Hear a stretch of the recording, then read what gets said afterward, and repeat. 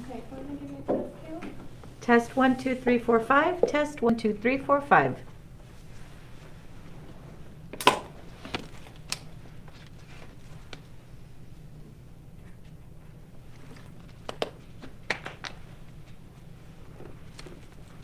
I don't have a mic, that's okay. Test one more time. Test 1, 2, 3. Mic check 1, 2, 3. Okay.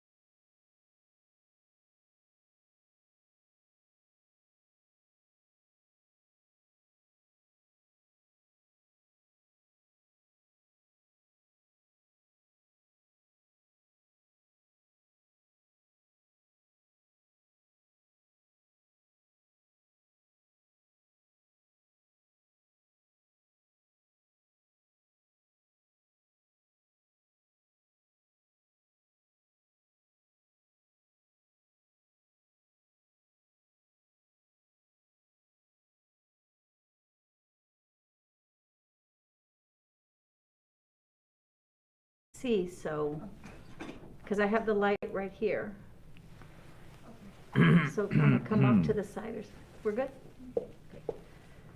All right, here we go. Good morning, Dr. Hernandez, or good afternoon now. Hello, Edgewood ISD Facebook community and everybody who is watching us at this time. And we want to welcome you to our Facebook Live that is taking place today. We're so excited to have you back. And Ms. Kayla Calderon Lugo, and I'm the Public Information Officer for Edgewood ISD. And while we get this conversation started, we'll give it just a few minutes to allow other people to join us. But thank you for spending a little bit of your afternoon with us. Thank you. I appreciate it. Yes, we're happy that we're here. And again, this is one of the ways that we're using to communicate with our social media audience. So if you're watching us, whether it's on Facebook, whether it's on Twitter, Instagram, LinkedIn, again, this is just a way that we like to use, a tool we like to use to keep in contact with all of our audiences, our parents, our students, maybe faculty who are taking a lunch break right now are able to chime in and watch us. Well, we thank you for joining us. And so we'll go ahead and just kind of get the conversation started today, Dr. Hernandez. It's incredible that it's November already. And the months are going by so quickly. And so with that said, November, you've mentioned to staff on numerous occasions that November is the month of gratitude. So why don't we start this conversation this afternoon with some of the things that you're grateful for here in Edgewood ISD? Well, first and foremost, I'm going to say personally because I think that's important. I'm very grateful for my daughter. I'm grateful for my family. I'm grateful for my friends, my new family here in San Antonio. You know, I'm moving into my 4th year now as a citizen of San Antonio, and I've made a lot of great friends here. There's great people here in Edgewood, but also in the greater San Antonio community, so I'm grateful for that. But I'm also very grateful, and we recently highlighted at our board meeting Tuesday night, the members of our veterans community who live here in Edgewood, the students in our school districts who have really just paid homage to won the district championship in the first time ever. And of course, all the young men and women who are either on drill team, cheerleading, ROTC, flags, band, theater, whatever it is that are contributing to our schools. I think it's extremely important that we acknowledge their efforts. So I'm really grateful just for the spirit of giving, not just in November, because I'm a person who believes in having gratitude all year long, but this is a great month to highlight it. And so I'm grateful for those things. Absolutely. Well, we're glad that you shared those sentiments with us. Thank you for doing that. And so now we're going to get into some conversations about school district business, and again, updating those that may be watching today, just what are some of the things, maybe some updates that we need to share. So the first thing that we want to talk about this morning, or this afternoon, I'm sorry, is we've started having our pláticas again. Yes. Can you talk to us a little bit about what is, for those that maybe don't know, what is the purpose of those pláticas? And I know we were just this past week at Gus Garcia University School. So what can you tell us about? So the pláticas are basically just my way of bringing community members together to reestablish the relationship with the schools. We've now had 3 pláticas this year, and at our pláticas, at least 130 parents show up. We just had Gus Garcia's. We've had the one prior at, we had one at Winston, and then before Gus Garcia, we had it at, I'm forgetting right now. I'm trying to blank. Yes, I'm drawing a blank. It's going to come back to me. But we were at one of our other campuses. And so we had LBJ. The picture just popped up. The LBJ. So we had over 130 parents. So again, the idea is to reestablish our relationship, talk about highlights in the district. We try to give, and really I put myself out there because I want people to come up and visit with me.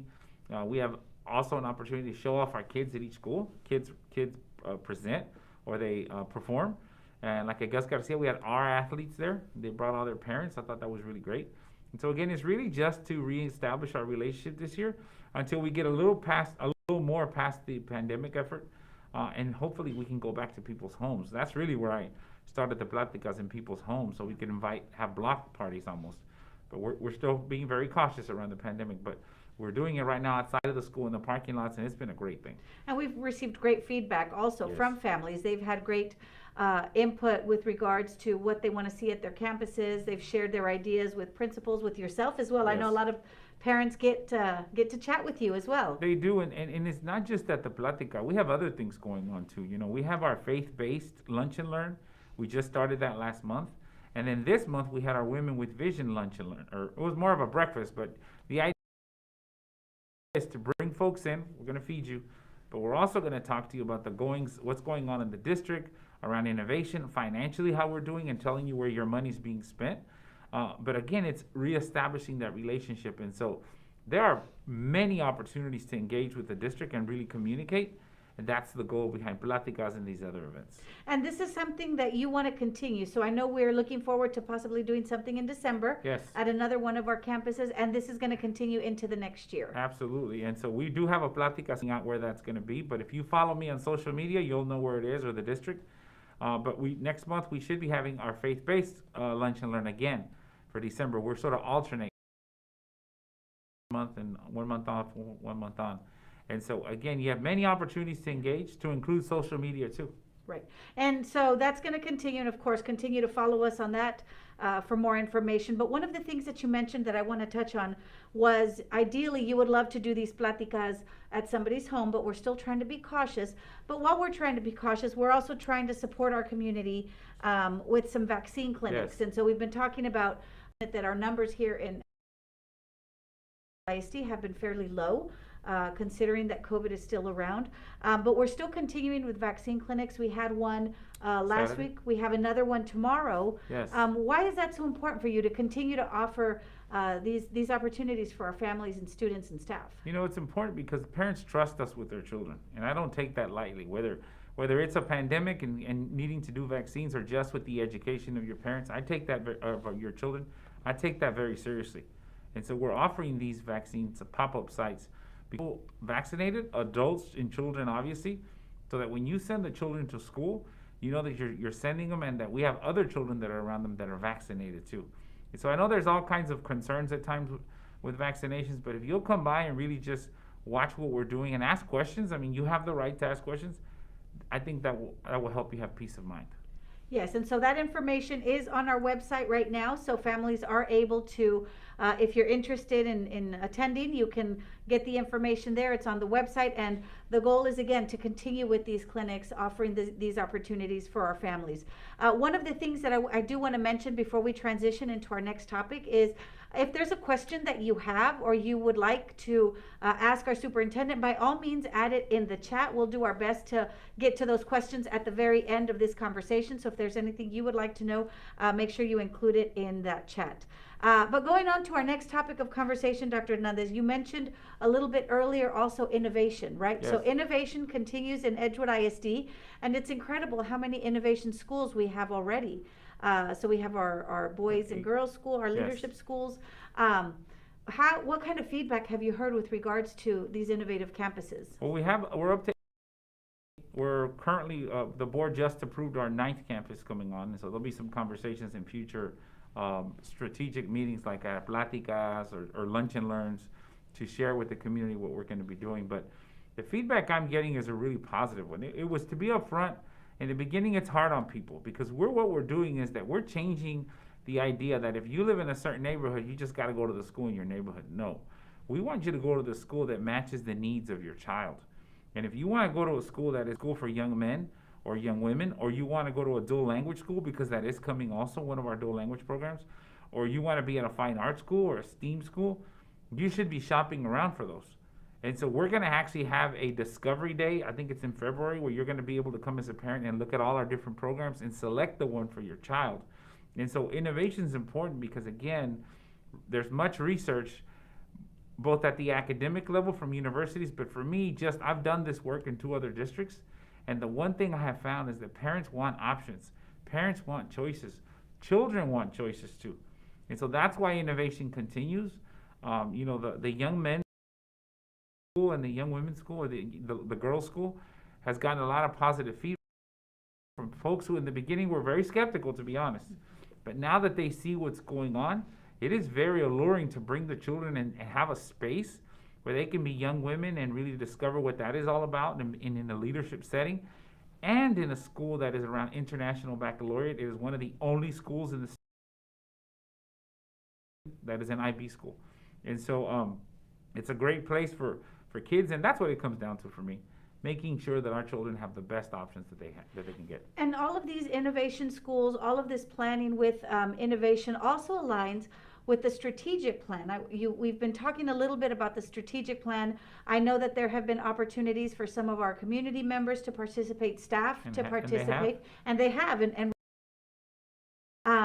But how does that work with our strategic plan? What is the strategic plan? What does that mean? And we saw a graphic on here that had a roadmap of what you hope to see in Edgewood ISD for the next 5 years. Can you talk to us a little bit about that? Absolutely. The strategic plan is basic, if you will. It's a blueprint, kind of like an architect, or an architect may create a design of a building. What it does is that it allows us to put down on paper where we expect to be by the year 2028. It creates spaces where folks can come in, community members, board members, staff members, business community, a faith-based community. So you heard me mention all these different groups. And to really get their opinion around basically what's a high-quality school? What do you want to see in a high-quality school? What are we doing well with? What do we need to stop doing? What do we need to improve on? But then after we hear feedback, it's actually creating goals, smart written goals that will allow us to say in a year we should be here. The second year we should be here. And we use those goals as a roadmap to say we're doing well and here's the proof, or we're not doing well, we need to course correct. And it's not just for academics. You know, our current 5 board superintendent goals revolve around student success, which is academics, involvement with the community, so pláticas and lunch and learns, those are all metrics or things that we use to measure. The third is operational excellence. Are we upkeeping the buildings that our constituents, both now, in the past, and those that are coming in the future? If they've given us money to build a school in a way that it's a beautiful curb appeal school, and that it works, let's just look at it that way. Does it work? And so how are we spending our money? In fact, recently the board approved close to about $1.5 million, $1.5 million to upkeep roofs, parking lots, different projects within the schools to upkeep our schools, and that's important. The fourth goal is the human development or the HR piece of the district, and so making sure that we also consider our current employees. And then I know we have students in our high schools that are wanting to be teachers or IT specialists. So what are we doing to develop the teachers who support the kids? And then goal 5, financially. The strategic plan allows us to really plan out how we're using our money. And recently at our board meeting, our auditors came and gave a public presentation on the finances of the district. We have now been given, for about 3 years, there's a rating that the state of Texas gives you. It's called a first rating. We consistently get a superior rating. That's the rating from the state of Texas. Auditors are separate.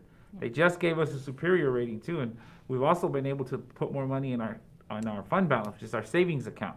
We've contributed now more than what the state expects us to have in our savings. So we've been very responsible, and a strategic plan allows you to keep following the blueprint that you tell the public you're going to follow, and they can hold you accountable. And that's one of the things that, with regards to that accountability, that's one of our district core values, right? To be professional, to be accountable, communicate often, which is why we're doing, again, this conversation here, and that's what that strategic plan does. I know that it's been, just real quick in closing, with regards to the strategic plan, the input that we've received. We've heard input from staff. We've put from community as well, Yes. and that's very important to you, right? To hear their input. It is, and I don't expect to just hear good input. I mean, I think all feedback is a gift. It's important. And so what I do ask people is to always be respectful in how they provide feedback. But yes, we've gotten feedback on both sides of the conversation, and I expect it. I welcome it. That helps us get better. And so yes, we continue to invite folks. We recently had teachers in the district. We had a lot of teachers and staff come in for their portion of it. And the other thing that's important that I like to brag on is that on our board, I'm going to brag on our board, they're the ones leading this. It's not the superintendent getting up. It's not my executive team leading it. It is the board committed to this work, standing literally in front of a big old notepad and writing it down and asking questions and sometimes just listening. Not with me there or anybody from my team. It's so people have a space where they can be plain raw about their feedback. And I think that speaks to also that openness to them here, maybe the challenges that parents may be facing or maybe our schools may be facing. Those are those hard conversations that we're able to have so that forward and look into the next 5 years. Absolutely. So it's been really important to receive that feedback. So thank you for clarifying exactly what that strategic plan means. I want to mention again, I know that we've received a question. Sarah, thank you for your question. We're going to get to the answers at the end of this conversation. So if you have any questions that you are interested in sharing or hearing a response to from Dr. Hernandez, please make sure that you add it there in the comments. And so, Barbara, we see your question came in. We'll get to those here at the end.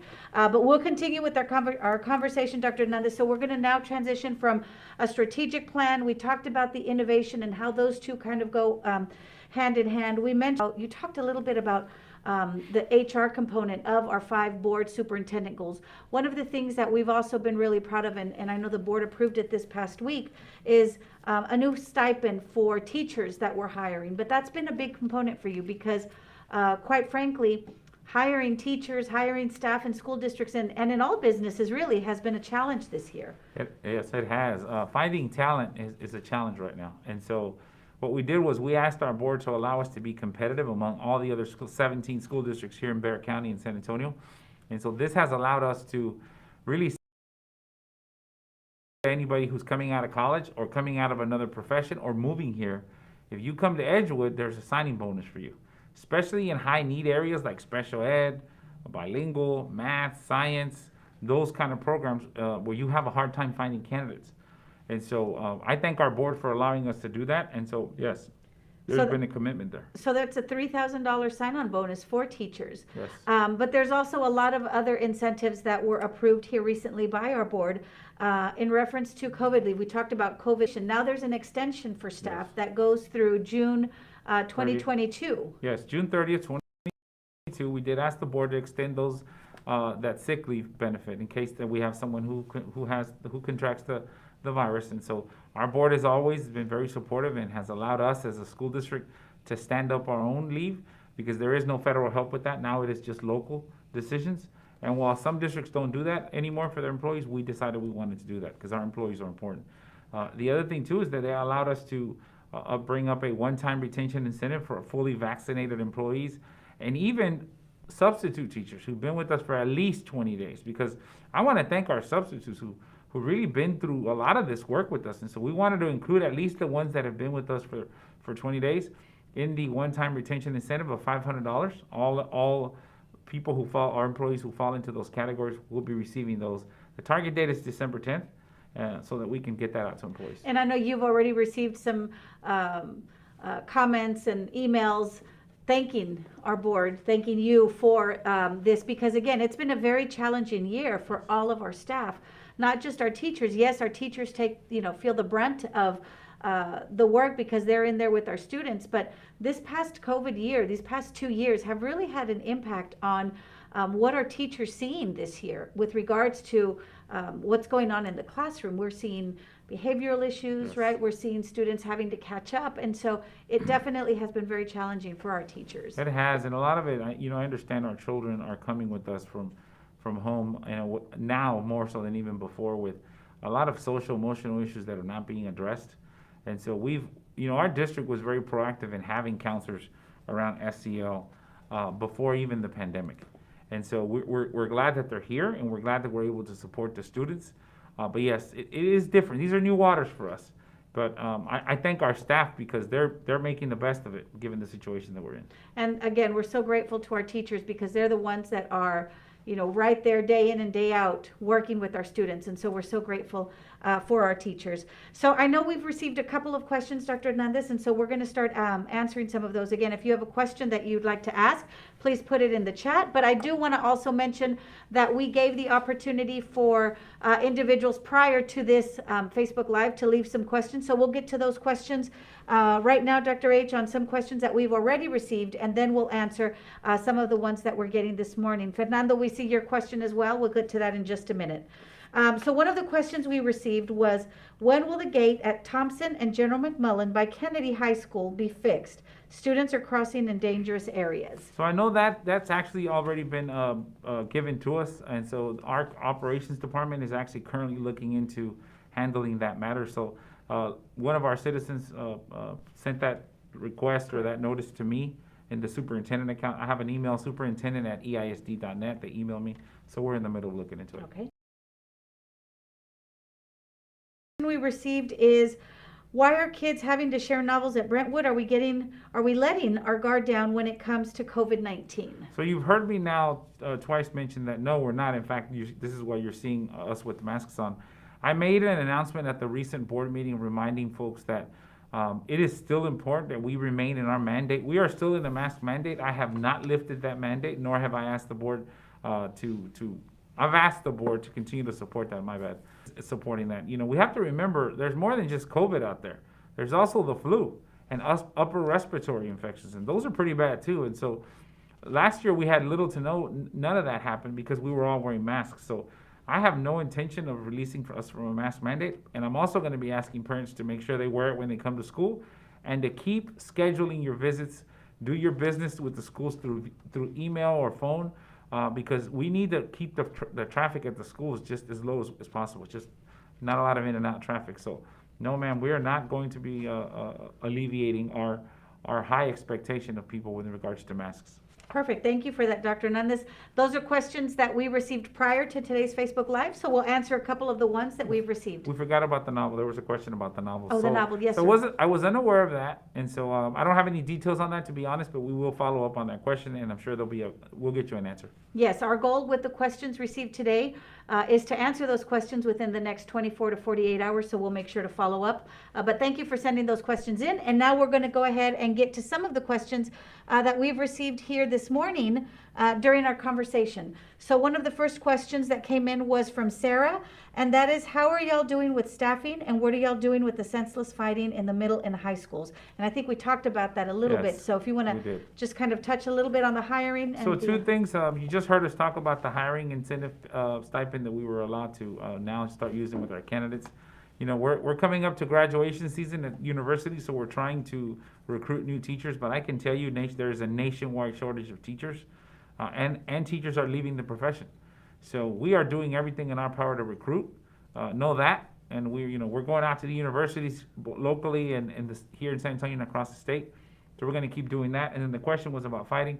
You know, one of the things that we have seen happen since the pandemic is that because students were away from the schools, to be perfectly honest, some of those behaviors that we were reinforcing at the school sort of went away. The kids were at home, and I'm just going to leave that there. I don't want to be disrespectful of anybody. But when kids came to school, we're now having to retrain students in terms of, this is how we act at school. This is the expectation at school. And so I understand children, and this is why I do what I do. I love kids. But I also understand that if we don't reinforce behavioral issues, we lose sight of the work, and the work is to academically prepare students. And so right now, parents, the best way you can help us is by reinforcing your expectations to students, because this is not just our responsibility. This is the responsibility of you as parents. And so I will continue to ask you for that support, and we will continue to address that, because I will not accept that it is only the responsibility of the school. It is both of our responsibilities. thank you for touching on that. Next question that we have, Dr. Hernandez, is from Barbara. She's saying, will the coaches have a session with families that they feel their athletes can play at the college level to help them obtain scholarships? Most families in these neighborhoods don't know how to go about doing that. That's a new one on me, so I don't think I've ever been asked that question. I know a lot of our coaches, I remember from the many years I was a high school principal, they cut film on kids that we believe have a chance at the next level, or somebody asks us for, so I know coaches do that. And so that's something we'll share with athletics, and that might be something that we'll leave it in their hands. That might be something that they do. So good suggestion. Absolutely. Thank you so much for that question, Barbara. Another question that we have is from Fernando. He's asking, does Edgewood offer business and finance courses? So we do. The state of Texas does expect us to teach a financial literacy course. And so that is a course that is offered for students, and it also exists among mathematics courses. There's a segment in mathematics that addresses financial literacy. But I will tell you that it is still very early in terms of offering strands around business finance, but we are going to bring those back to our career and technology courses because they were phased out by the State Board of Education in prior years. So it's something that we are looking at doing. Okay, another great question, Fernando. Thank you. Here's a couple more, Dr. H.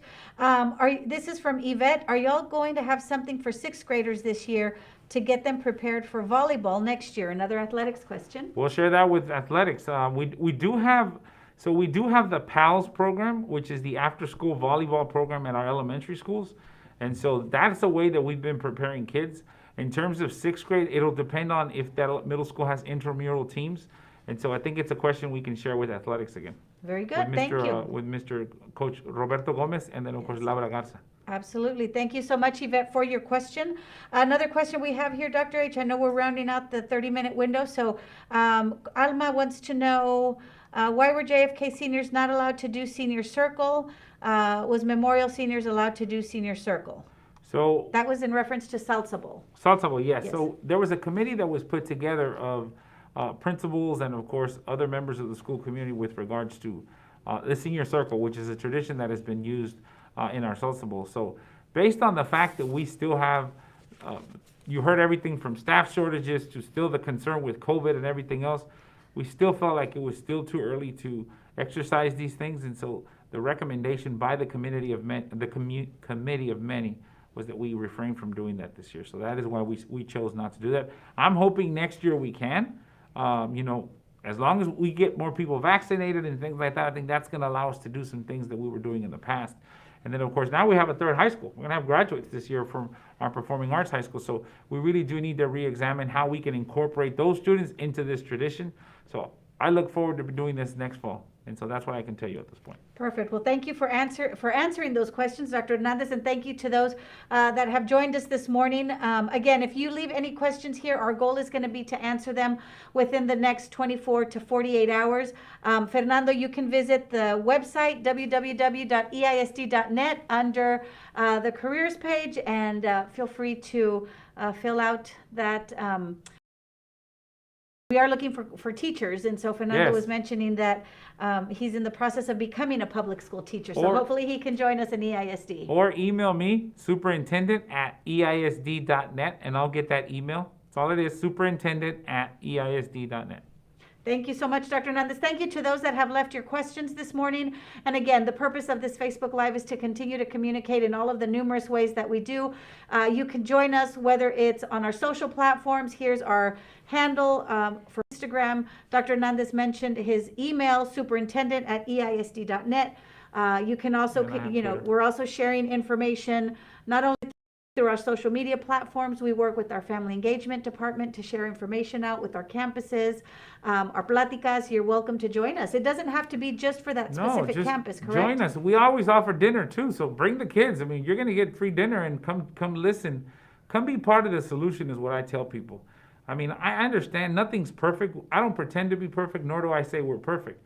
But being part of a solution is gonna help us become a much better school district. And I've now been the superintendent in Edgewood for a little over 3 years. And the thing I keep hearing over and over is how proud people are of being part of Edgewood. I'm very proud of where I grew up too, and I understand those sentiments, and I appreciate them. But we're now at a position where we need to move a little higher than just being proud. We need to be part of the solution and really bring something to be really proud of in terms of the next phase, the next 50 years of Edgewood. I want to make sure that we have folks that in 50 years are telling the stories about everything that we did as a community today. And I really think we have all the necessary ingredients to create something grand. I say that because at every plática, that's what I hear from parents. The same parents who at the beginning, were very upset about the changes with the innovation program are now like, you know what, now that we're in it, I do see my child's learning better, they're doing better, they're happier at school. And so just come join, listen, have dinner, and let's talk. That's what I ask people. Yes, well, Dr. Hernandez, thank you for talking with us this morning. Thank you for sharing your time with us. We know that you have a very busy schedule. I know principals are waiting to meet with you as well. We also have some campuses that you're going to be visiting. So thank you for sharing your time with us this morning. We appreciate it. And thank you, those that were watching today, for leaving your questions. And again, if there's any other questions you would like to have answered, please feel free to add them in there, and we'll answer as soon as we can. I hope you have a great Thanksgiving. I hope you're able to get some rest. Yes, everybody. A final message before we go. I hope that as we close out this week and go into Thanksgiving next week, I hope you do get some time with your family. I know over the last few years it's been difficult for us to get together with families, but I do hope that if your family's vaccinated and you can get together, you do get that opportunity. We have lost many folks in the last few years. We've lost folks in our school district. And at the end of the day, we're all people. At the end of the day, we're somebody's father, mother, sister, brother, whatever our role is, there's somebody who loves us. And so I hope that you get an opportunity to be with family. I wish you the best. God bless you. Dios les bendiga. Espero que cada uno de ustedes tenga la oportunidad de estar con sus familiares, porque es importante estar con familia. Entonces, como siempre, yo siempre oro por nuestro distrito, por ustedes, y que Dios les bendiga. Thank you for that, Dr. Hernandez. Thank you again for joining us today. And remember, just keep in mind that next week our campuses and district offices will be closed for the Thanksgiving break. And so we will be back November 29th. We hope everybody has a great Thanksgiving. Thanks for joining us, and we'll see you soon. Y'all have a great day. Thank you.